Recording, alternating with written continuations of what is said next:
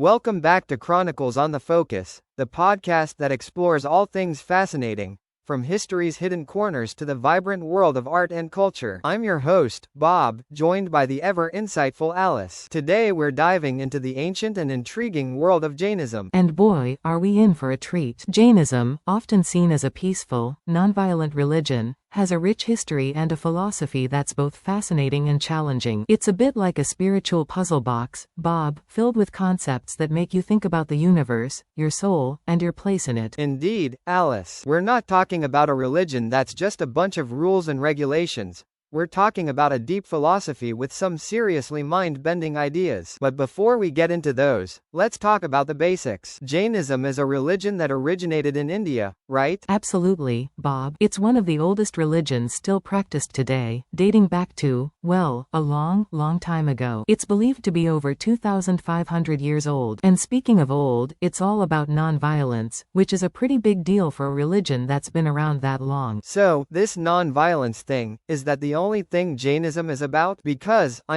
that's a pretty strict rule, isn't it? Well, Bob, you're right. It's a bit of a head-scratcher. But non-violence is just the tip of the iceberg. It's a foundational principle, but Jainism delves into much deeper stuff. Think about this: it's not just about not harming other living beings, it's about not harming yourself. And it's not just about avoiding physical violence, it's about avoiding all kinds of negativity, like anger, greed, and attachment. Whoa, now that's deep. It's like Jainism wants us to be these perfectly calm, non-possessive beings. But how do they think we can actually do that? That's where things get really interesting. Jainism believes that the universe is made up of these fundamental substances called dravyas, and each one of these substances plays a part in the big picture. You've got things like the soul, matter, motion, rest, space, and time, and all of these interact to create the reality we experience. I'm starting to feel a bit philosophical here. Are we talking about a multiverse, Alice? Not exactly, Bob, but it's close. You could think of it like a complex web, where everything is connected. And how do we escape this web of suffering and rebirth, you ask? Well, that's where karma comes in. And in Jainism, karma is not just a consequence, but a material substance that binds our souls. Okay, I'm getting a little lost here. It's like saying the universe is a giant game of Tetris,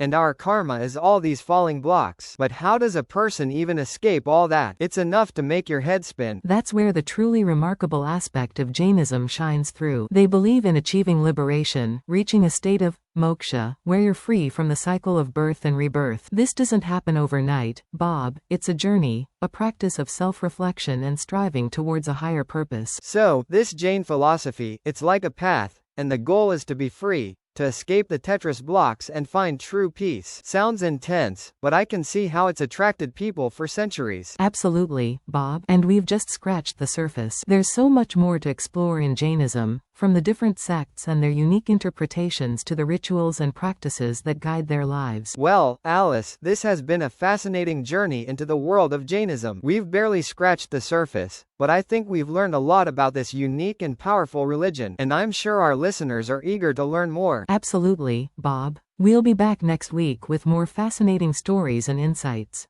Until then, stay curious, stay kind, and remember, there's always more to discover.